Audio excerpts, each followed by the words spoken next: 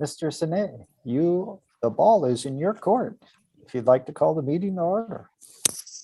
Oh, yeah, I'd like to call this meeting on. So I guess we can start with the review of the agenda. Well, Mr. Sine, if I could, we'd love to do a roll call. Okay, we'll do a roll call.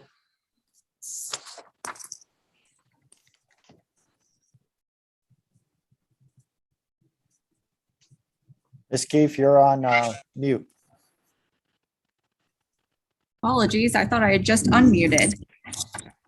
All right. Thank you, Mr. Chair, and members of the board. Is Secretary Ritter here this evening? Board member McCown Foster. Acting Chair Sineni. Here. Board member Loja. Here. Council Liaison Clark.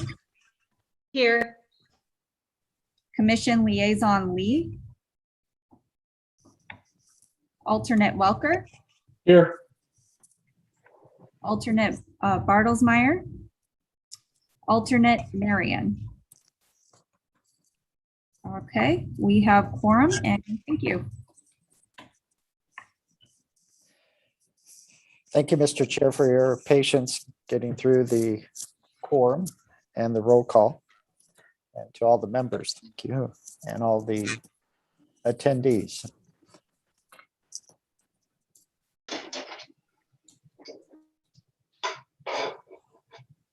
So can we move on then to the agenda, which looks like today it is the Wabash Frisco and Pacific Association accessory building.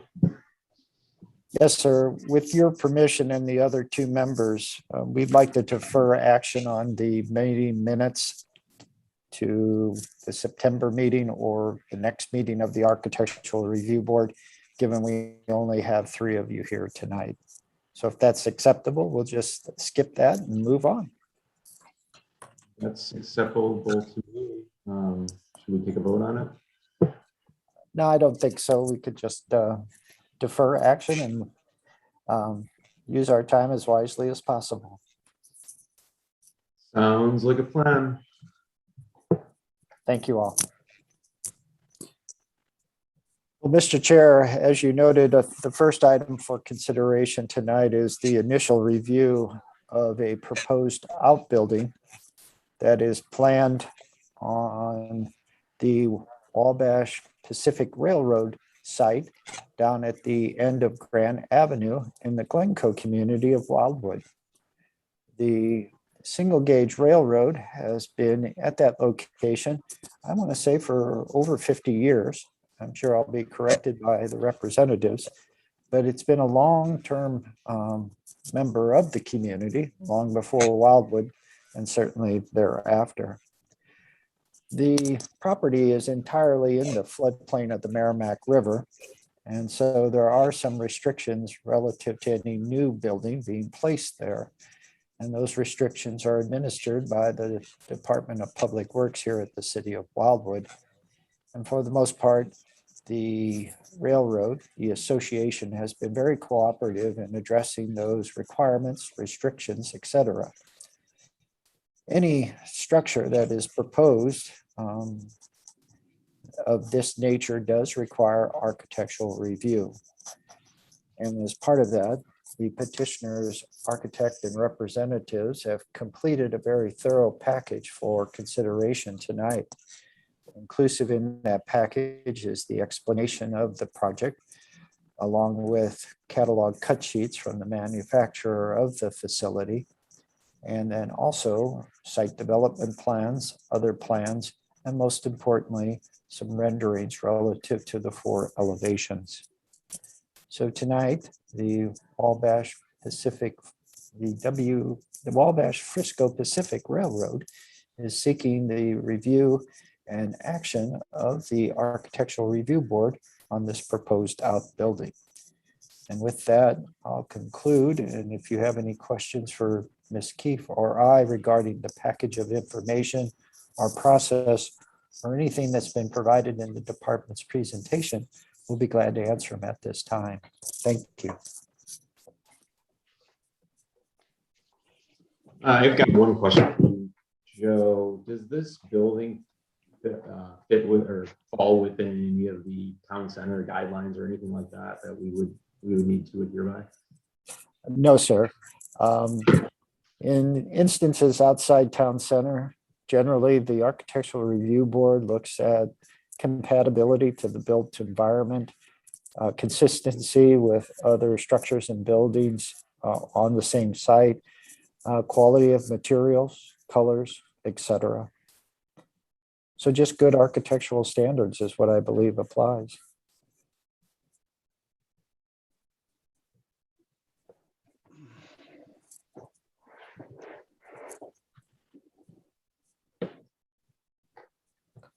Are there any other questions from the board members?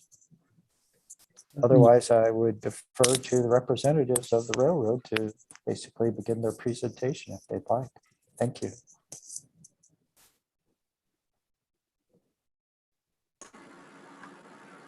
Hello, can everyone hear me? Yes, okay. I'm Grant Stecker with Wind Engineering Company, civil engineer. There isn't an architect on this project. The building itself is a pre-manufactured metal building, so it's already been designed. So we're representing in that capacity, I guess. And I had wrote the application, the description, design statement. It's a metal prefab building. It's a storage unit for the miniature railroad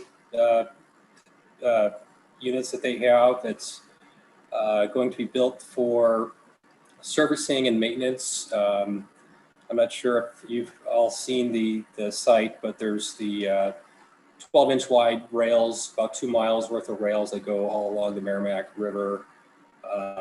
Volunteers run it Sunday for half a day, mostly for children, obviously, but they need the tracks where the main junction is. They have some tracks that go off that they want to build this building around, so they can actually drive the trains into this new building and then service and maintain and do some storage in there. The building itself is 24 by 40. The package included some brochure from the building manufacturer, Porter Grace. And I circled some of they didn't have the exact building in the brochure, unfortunately. So I just circled some of the items that were similar. So the ones that are circled there, that color that you're looking at now, that's basically the color scheme that they are proposing, the brown with the dark brown trim. The garage door, I'm not certain if that's going to be white or not, but it will match. It won't be anything much different. It'll either be brown or white, maybe black. And then if you could, I'm sorry, I'll go to the next page. The one circled there is the model of the building. It's just the color is different. But it's pretty much that, other than 2 man doors on the right-hand side of what you're looking at. But those 2 garage doors will be a train track, miniature train.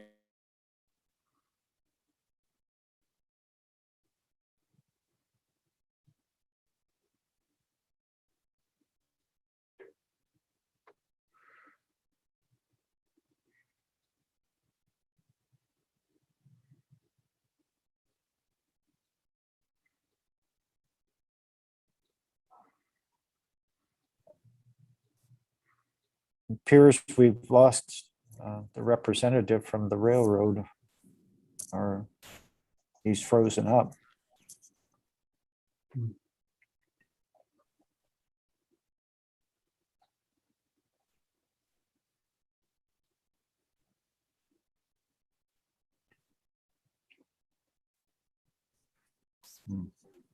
Okay, well, while we're waiting for him, why don't we just show a few pictures of the site so that you can get an idea of where we're talking about. So here is a view down Grand Avenue towards the Al Foster Trail, which begins towards that end there, and you can see the railroad.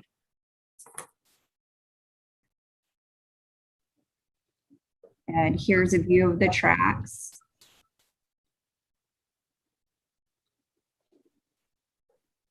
And then this is what he was talking about with the tracks extending into some of the buildings back there.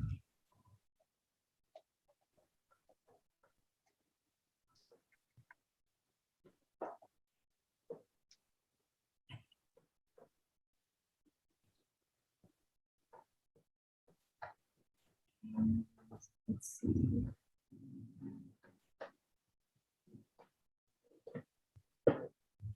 And I'm sorry, I'm just taking a moment to check to see if he's in our attendees list, but I don't see him.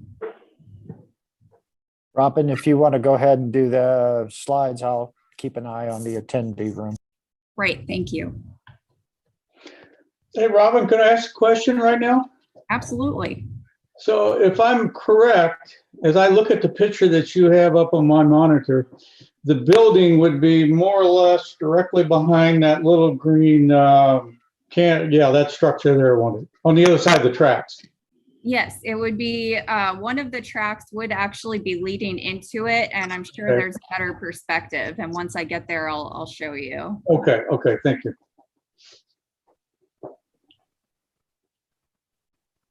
Okay. So this is just a view from the Al Foster Trail and the properties over here.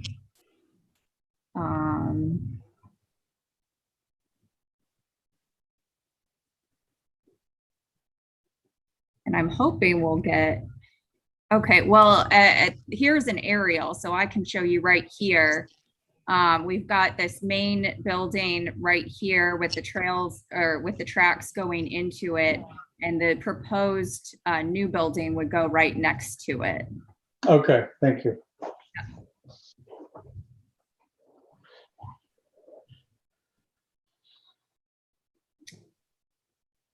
And I don't know how much further we want to go.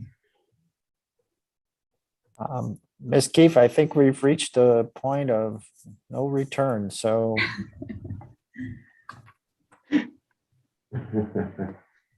what I would offer to the board is a request to make a motion to table this matter until till Grant is back.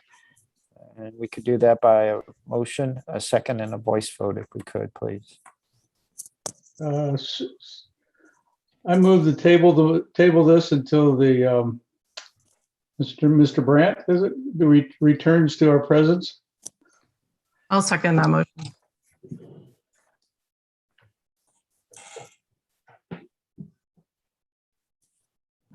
All those in favor?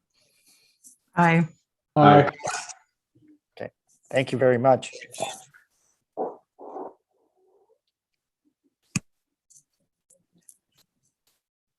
And with that,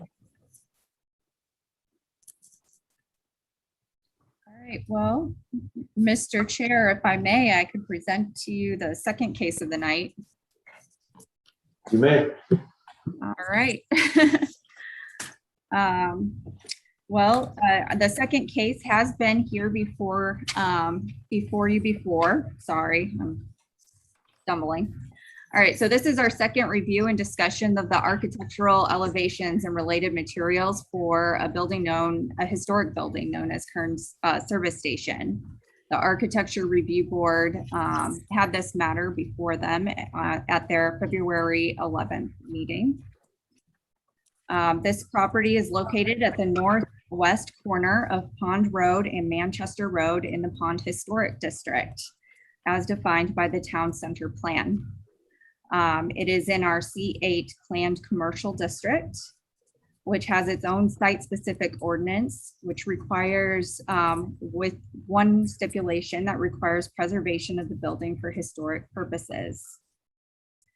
The Historic Preservation Commission has seen the proposal on a couple of occasions and is generally okay with the approach, especially given that the overhead garage doors being proposed are going to be on what is determined to be an addition that was added to the building between 1955 and 1965. The reason this matter is coming back before you tonight is because we're we're talking about adding 2 additional overhead doors on the rear elevation of the building in addition to the front elevation. And as this matter was not discussed or acted on at the February meeting, we're coming back tonight to approve this new addition. Thank you.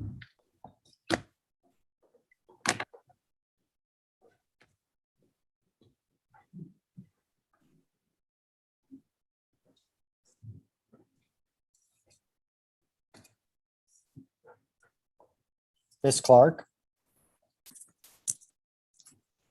If I could just ask one question about those doors. Are they do they look exactly like the front doors? I believe the architect is on the screen as well. Yes, they are the same doors. And members of the board, I just promoted the owners of the property and the petitioner, so hopefully they'll be on screen here very shortly.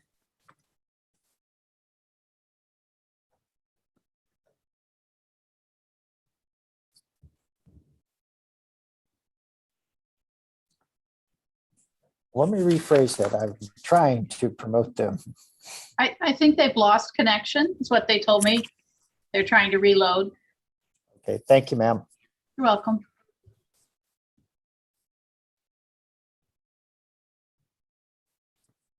While we have a second, I had a comment. Can you guys hear me? Yes, sir. So I've been in this business since doing this sort of work since about 90s, 30 years or so. I've been a lot of public meetings, and this is the first one I can actually hear very well, because I can't hear in those rooms. Those meeting rooms are always, the acoustics aren't good, and I had to go up to where you guys are sitting at. Say, what did you say? It's horrible. It's horrible. So this is a nice change. Yeah. Well, thank you. And the owners of the property are now on screen as well. And so if the architect or the owners would like to give a brief presentation, this be in the opportune time. Thank you.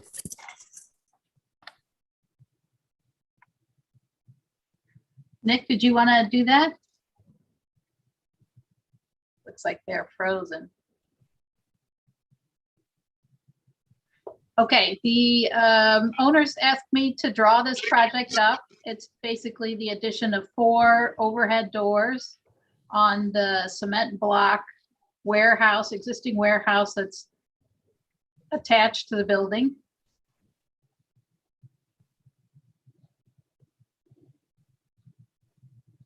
The 2 in the front of the building facing Manchester and 2 in the back. It's a corner lot, so the rear elevation is visible from Pond.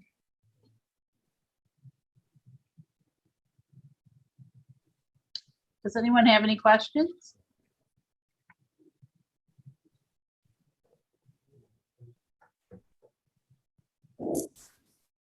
Mr. Chair, if I may.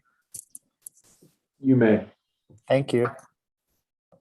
Ma'am, I was wondering the color of the doors. Is that keyed to something on the building or just a selection to complement?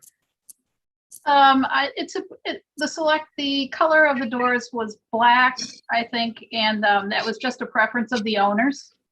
But if you'd rather it be dark gray or something, we would be amenable to that.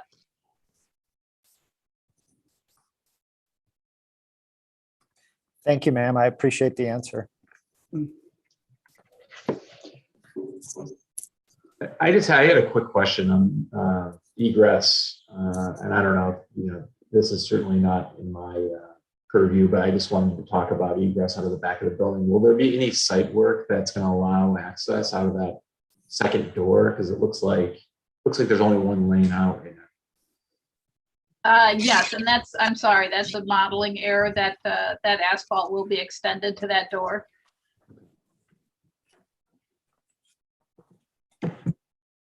I don't know. Will there be? I'm assuming this will go to St. Louis County for submittal for review of the permit drawings. Right. Is that accurate? So as long, and they'll review that, so that's really out of my scope.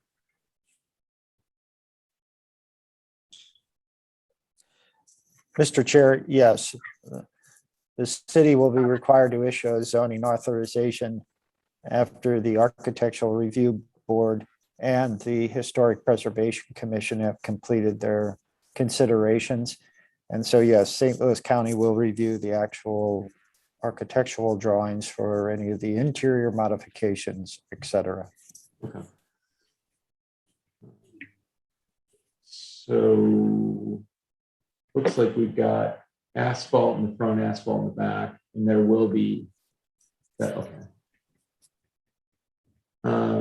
And you said the doors will be black. Is that like a Yes. matte black or? Yes, matte black. What's the current? What are the current doors on the front of the building look like? Oh, boy, there's some colors on there. There's some red, yellow, I mean, So will those remain the same color, or are we planning on changing those as well? that part's getting demolished on the front to provide for the front door, for the doors there. I think on the back, I think I have a picture attached to that last page. I think I have a picture of each facade. It's not a great picture, but I have a picture on the last page. Zooming in now, okay, that helps quite a bit. So the existing overhead door will be demolished. What about the doors to the front of the building? Yes. Will those will remain, or? Yes, no, all of that's being demolished to allow for those two big overhead doors. And I have the owner on text here, and he's saying that the Wildwood Historical Society approved the black at the last meeting. Okay. So I'm saying I offered dark gray, and they're coming back and saying we really want black. Unless anyone else has comments, I'm fine with black. And Mr. Chair, I asked the question because at least on my screen, they kind of look gray, and my recollection is the Historic Preservation Commission did want black, or that the darkest color. Yep. And I mean, from my perspective, this is a much needed update to that building. So, I would move to approve this as is, unless anybody else has comments.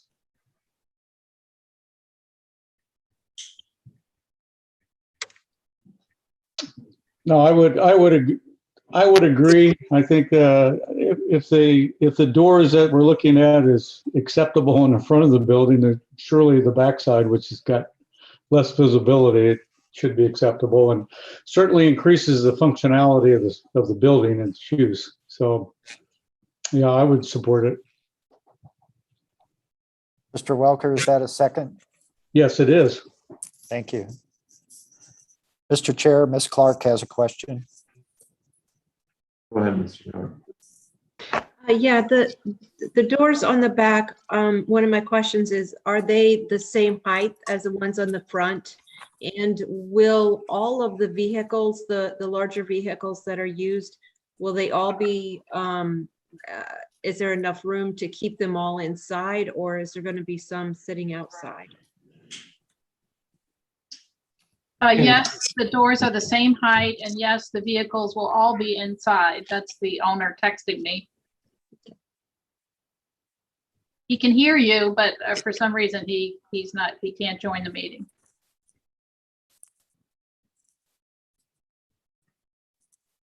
But all four doors are the same size.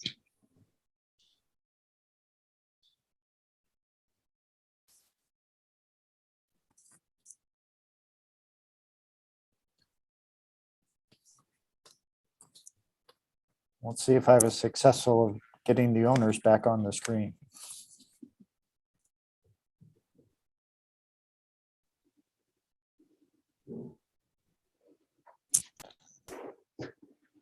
And while we wait to see if the owners can participate, one of the key elements of the reuse of this building, which is a historic asset, was a discussion the Department of Planning had with the property owners about just storing numerous vehicles, either at the front of the building on Manchester Road, which is what we consider the primary street, as well as to the rear.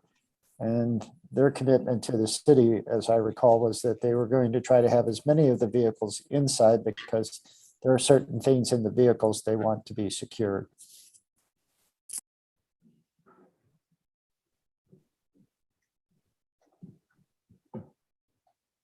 I see them on the screen. I don't know if they can see us or talk. I think they can hear you. But they still, Can you guys hear unless us? they're trying to talk.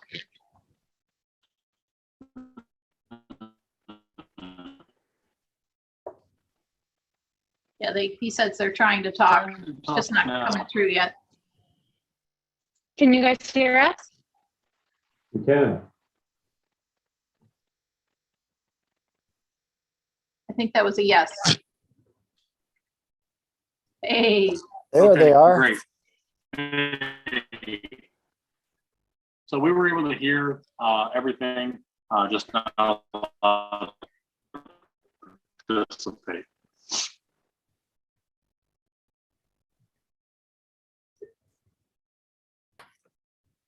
Well, Mr. Chair, we have a motion and second to approve as submitted. Is there any other comments, questions? I don't have any. I'm happy that these owners are making improvements to the building. I think it's going to be a great addition to the Manchester Road. So this is good stuff. Well, Mr. Chair, if there's no additional comments, I would ask for Ms. Keefe to do a roll call vote on the motion. All right, Chair Sineni, Aye. Board Member Loja, Yes. and Board Member Welker. Yes. Motion passes. Thank you all. Ms. Clark? I'm sorry, but I was under the understanding that for a roll call vote on the virtual, we need to have the person's face on the screen. Am I incorrect on that? I believe that is applicable to city council. We've had other instances where that's not the case in some of our boards and commissions. But Ms. Loja, if you'd like to pop on the screen and say yes again, we'd appreciate it. Yes, I would. There's something wrong with my Zoom. I've reloaded it and it's still not working properly. And I'm getting a new computer this weekend. So hopefully that will solve my issue. Okay. But Ms. Clark, I think for council purposes, city council purposes, where you're spending money or expending taxpayer dollars and other things, that's critical and required. But we've done this before, I believe. So bear with us tonight.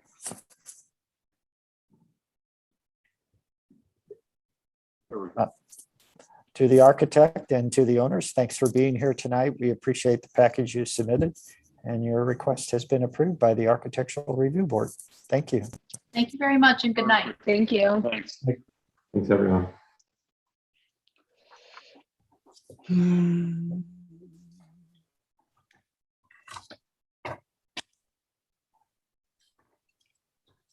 Mr. Chair, we have one more item tonight.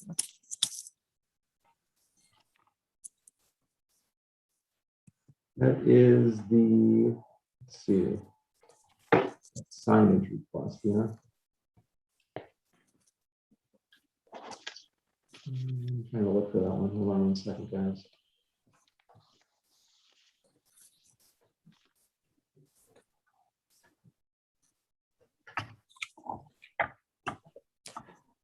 Mr. Chair, maybe I could help. Yeah, I can see it.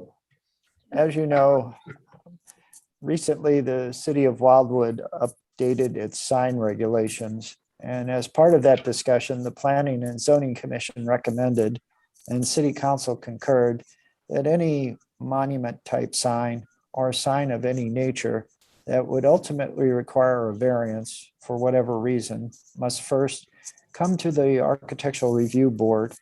And the Architectural Review Board is given the opportunity to provide comments, suggestions, or recommendations regarding the sign. The board is not required to take a formal action. It's not the nature of the process, but those comments, suggestions, and recommendations are given to the Board of Adjustment before they act on the request. In this particular case, the sign that is being proposed by Lafayette High School, and Ms. Calcaterra here, she is the principal of the high school, is to replace a sign that was donated by the class of 1987. That sign is more in keeping with what you might see at the Missouri Department of Conservation facilities. It's a wood sign. The lettering is etched in the etched areas of the lettering is painted. It served its purpose well, but at this time they'd like to replace that sign. The Planning and Zoning Commission has approved all aspects of the sign, size, height, width, and in principal location, although the location does require a variance to the front yard setback. The necessity of the variance is to allow the sign to be placed in the current location of the existing sign. And by doing that, they are able to retain several large trees that provide a backdrop to it. And with that, I'll conclude, and I'll let the representatives of the high school and the sign manufacturer or installer speak. But if there are any questions for Ms. Keefe or I, we'd be glad.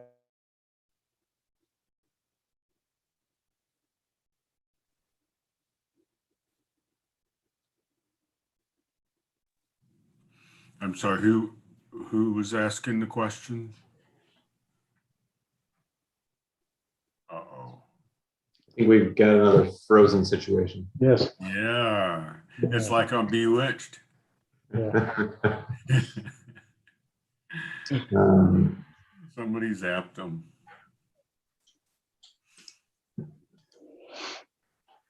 I'm actually connected through my hotspot on my cell phone right now because my internet's out too.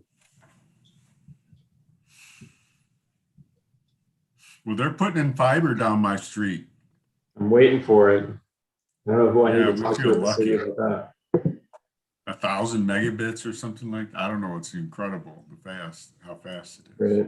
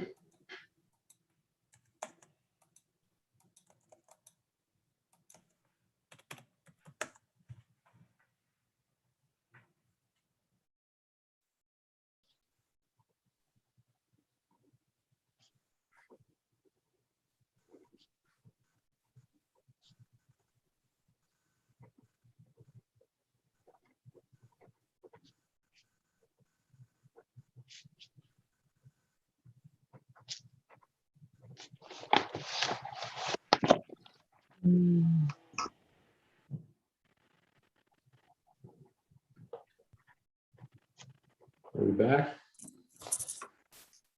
Our apologies. We're back. Just one of those nights.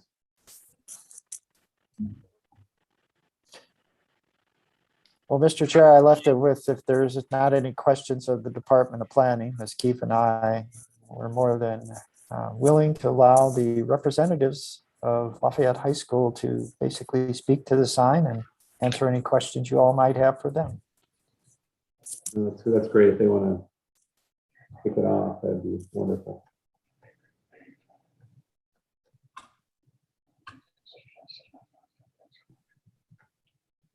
All right. Ms. Calcaterra, do you have anything you'd like to say, or Mr. Powell? Well, I can go first. It's been an honor working for the school district and being involved with this project, and especially one that's going to make such a dramatic difference to the entrance to the school. And I really am appreciative of the opportunity to keep the landscaping behind it. Are we able to bring up anything on it? Do you have, I'd love to show the board what we're doing and talk about anything you would like to. But anyway, it's what we were doing is it's an upgrade from what they had before, what they have now. So I included the pictures of the existing school to kind of give you an idea of what we were going to do. But we like the idea of the stone because we were trying to contrast from it. And architecturally, sometimes it's not a possible task sometimes to try to make stuff match, especially, you know, when they're not done at the same time and there's a long span of time between. And in this case, it didn't make sense anyway. We wanted to show a real strong entrance in stone. There's not much stronger material than stone. And the shape of it shows strength too. You know, that shape, it's not just like a straight piece of wall that you could, it's actually got some beef to it. It's a little, we got some nice architectural stuff on the top. It's pretty straightforward, but we never take things for granted. So I'd love to hear anything, if anybody's got any suggestions or ideas. There's a really nice lettering going on. I wasn't so involved with the lettering itself. My commission was to do the drawings for the monument itself, and then the sign company, Infographics, they're doing that part of it. So any questions? Or Principal, would you like to speak to something about it? Sure. Hi, sorry, I got caught in the rain, so not my self. If the paper, and I know that you'll notice the three large pine trees that are behind the existing wood structure. If it is truly, we can be as amenable as you'd like. If it is more, I guess if it's a better situation or solution for us to move it back, and that means the removal of those three pine trees, I certainly would be willing and work with our landscaping plan, some sort of hardy, nice greenery that would complement the stone structure. So truly, I can be flexible. If you want us to keep the pine trees and we can put the structure in front of it, great. If you're like, yeah, no, we'd really like to move it back a little bit, then again, we're happy to have those removed and we can push it back. But I do appreciate that it was approved to modernize that section of Clayton and 109. Another issue that we face is that there's really no address on the school, and we host a lot of athletic competitions and other various things where people arrive at Lafayette, and it will just be nice to have that big marker visible sign, and it also will have our address on it. In the evening, it will have low kind of voltage up lights to shine on the front of it, so you can see our address and name.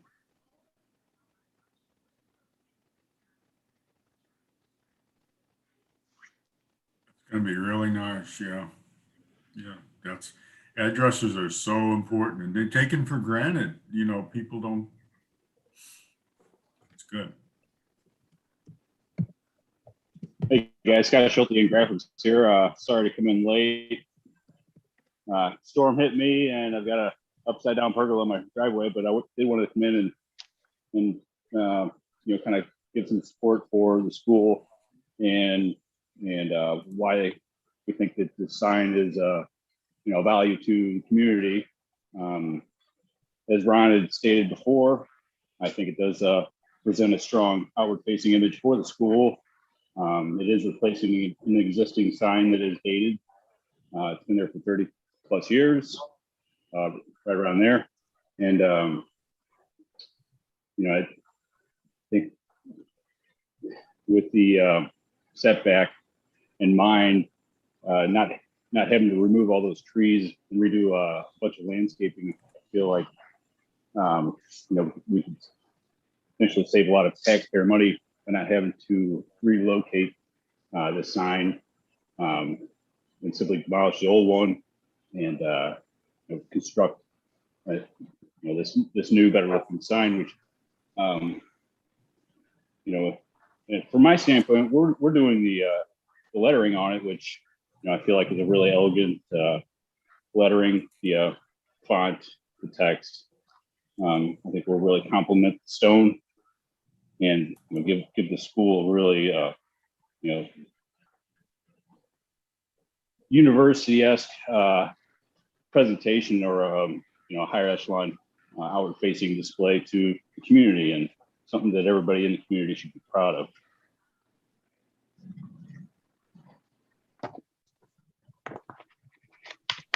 Mr. Chair, Ms. Clark has a question.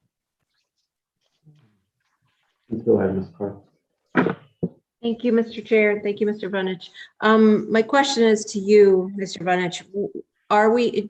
Are these lights going to cause us any trouble in the area or the code or regulations? I don't believe so, Ms. Clark.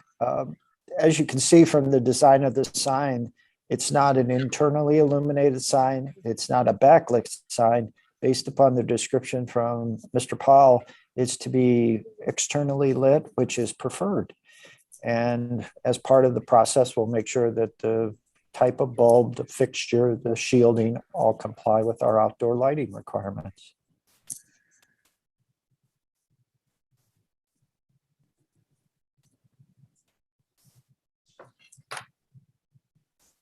I have a question on the stone that you're planning on using. Is it, so there's multiple, the cladding on Lockheed High School right now, there's all different kinds of skin on that building right now in terms of brick. I think there's some EPIS. Then there's the side, I guess, facing 109 has a lighter colored cladding. I mean, is that the intent, to match the stone, or not match it, but at least be similar to that? Or what was the design intent in terms of selection of this stone? It's Indiana. It's local limestone. I mean, there's nothing in particular. That you can buy a lot of cultured stone. This is actually real limestone that's quarried. I don't know exactly where it's being quarried from, but it's not like you see, like if you like some brown or gray or a lot of the cultured stuff, but it's just a really traditional material.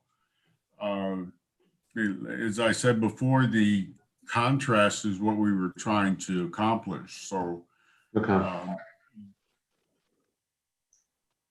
that's all. It wasn't. Did you have a suggestion? And if yeah.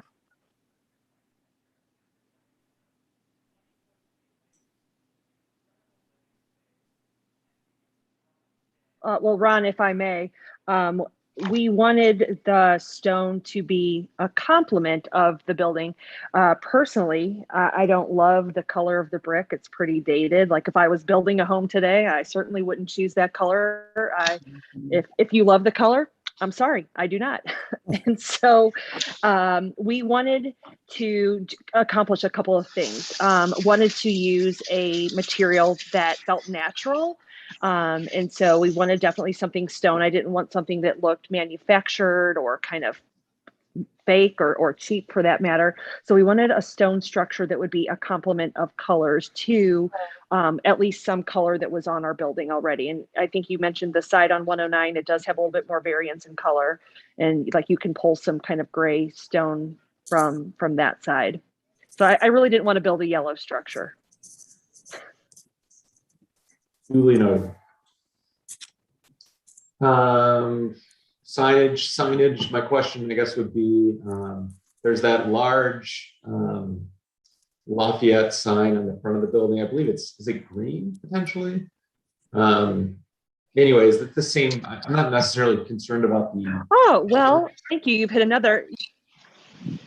Yeah. So you've hit another nerve with the green. Right. So is the, I guess, the proposed signage, is that the same font? Are we using the same font or is that a different font?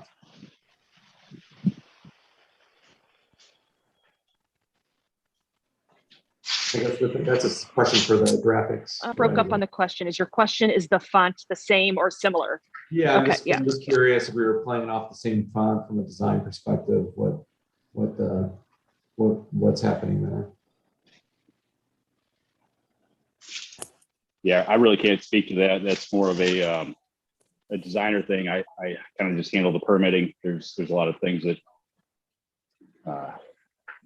at play there that isn't really one of my specialties with fonts. I wish I could speak to that more. Unfortunately, I cannot, but I could definitely get you guys an answer, as to what font that is and to. I guess I'm just wondering, were we trying to keep it consistent, or was it the intent? No, I totally agree. That makes sense to keep it consistent. I can answer the question. The font that you're looking at on the sign is really just kind of, it's like a block lettering, kind of like it's designed to be very readable from a long distance. Obviously, what they have there is more like a Times Roman. I'm sorry, it's a New Roman, New Time. It probably says on there what actual font is. It's a Times Roman. It's dressier, I mean, I don't know. You could argue, well, it needs to be the block lettering that's on the building, I guess. Well, I don't know. Again, I wasn't involved with the lettering part of that process, so I had to defer. But just to answer the question, that's.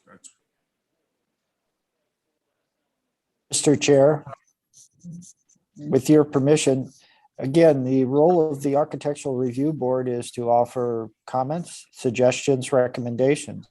So as part of the board's function tonight, you could ask that the fonts be identical. I don't think I want to do that, but I'll defer to my colleagues on this call. I like it the way that it is, that they've designed it right now personally, but this is up for discussion. Then to Mr. Welker and Ms. Loja, do you have a comment, suggestion, or recommendation? Actually like the lettering on the sign. I think it looks a lot nicer than the lettering on the school. But I can see how the lettering on the school relates to the design of that most recent edition, even though I know it was years ago now, but I actually prefer the lettering on the sign and I think it looks really nice. Thank you, ma'am.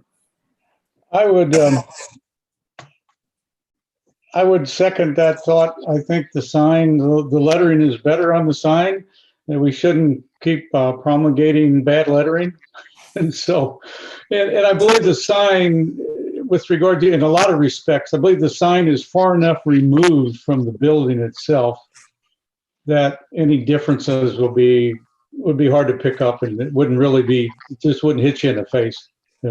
So I like the sign, the way it looks. I think it looks great. And the school, it's a nice looking campus and deserves a much better sign than they have now.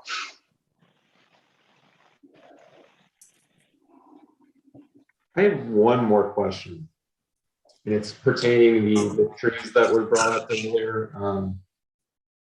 So, you know, they're gonna have to do some excavation to get those footings in the ground and things like that. I mean, is there a contingency plan if we are, you know, those trees very well could die during this process, given the distance away from the current sign. Has there been a contingency plan, or what would we just replace them with similar trees? Well, I think what we were trying to do is to have as I heard earlier, to have the sign closer to 109.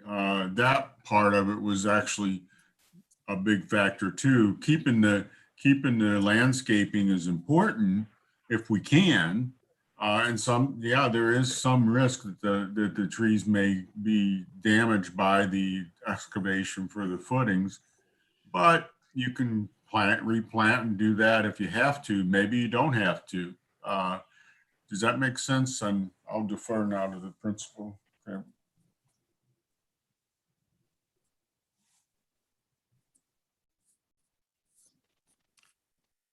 Ms. Keefe, could you go to Okay, I that? don't know if I'm frozen. Ms. Keefe, could you go to that cross section of the footing? It's a drawing. One more. It looks like we're going about 2.5 feet deep. There it is. Thank you, Ms. Keefe. So I read the spread on the footing as about 4 feet. And so if the Board of Adjustment were to grant the variance, we could obviously move the sign a safe distance from, let's say, that the shadow of the pine trees, the crown, so to speak.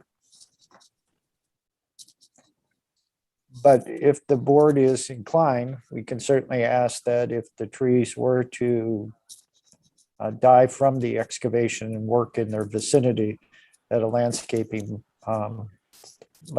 be provided.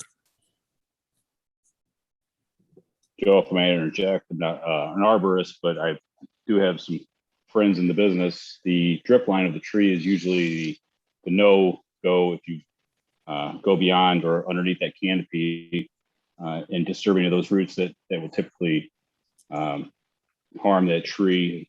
But if you're outside of that drip line, you should be safe. So I guess that is something to look at when the variance is granted, to see if we are far enough away from that drip line. Also considering the setback as well.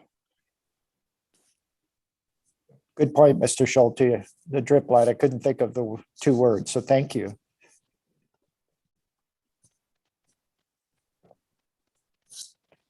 Any other comments, suggestions, recommendations from the board on this particular matter? No. Hey, Joe, if I may, again, if the trees behind the sign, whether we move it back, not move it back, if they were to die, I mean, I think you know that we would replace those. And we have such a great working relationship with Pasiglias. They're always so kind to us and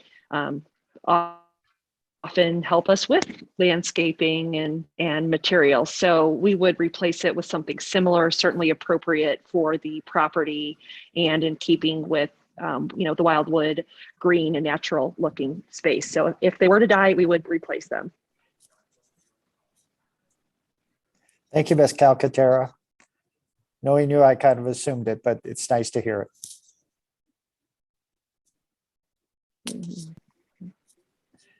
Members of the board, any other comments, suggestions, or recommendations?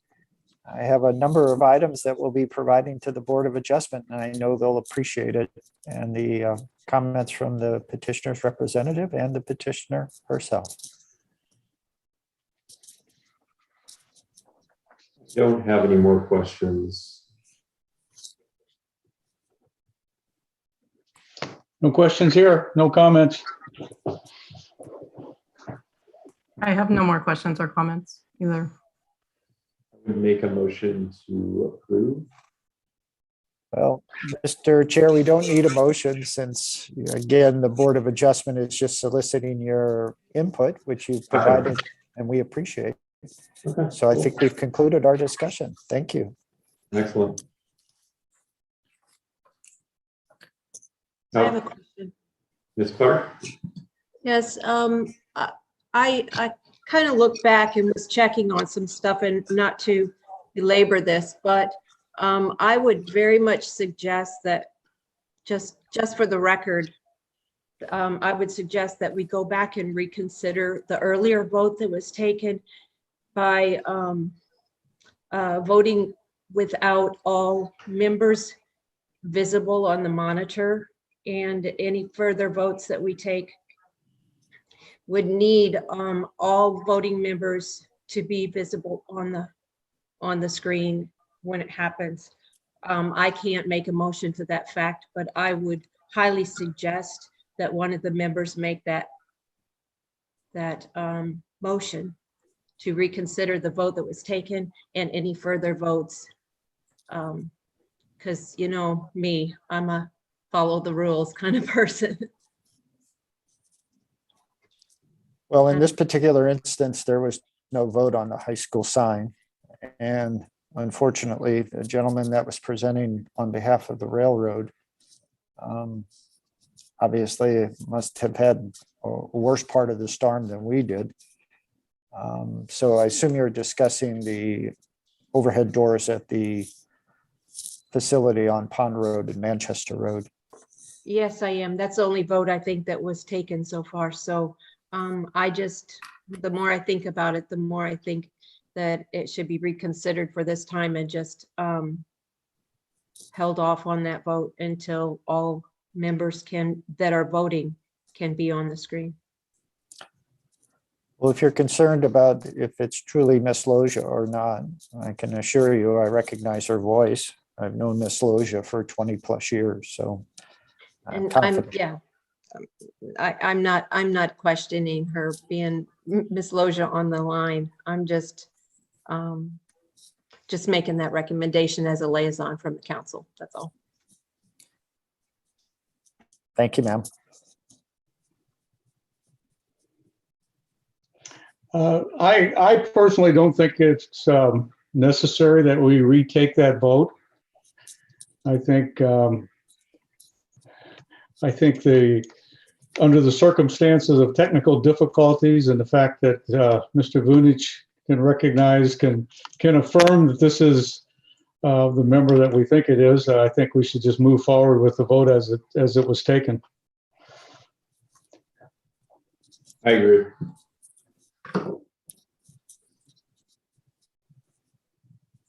Ms. Loza, do you have any comments in this regard? No, no comments. I will Thank you. get my computer fixed.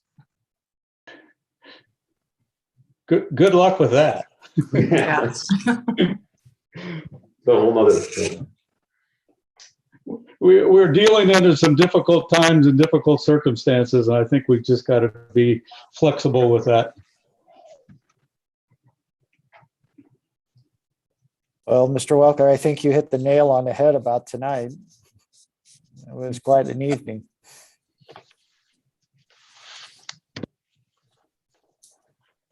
But Mr. Chair and members of the board, that's all we have tonight. And if there's not a motion on a reconsideration from the three voting members, we have concluded all of our tasks as best we could. Fantastic.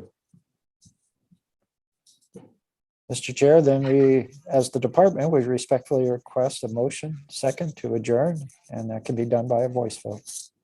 I will make a motion to adjourn the meeting. Second. All in favor? Aye. Aye. Thank you all for your service to the city and truly weathering the storm tonight. Thanks, everyone. Appreciate it. Good to see everybody. Night, everyone. All right. Bye-bye. Good night. Good night. Have a good weekend.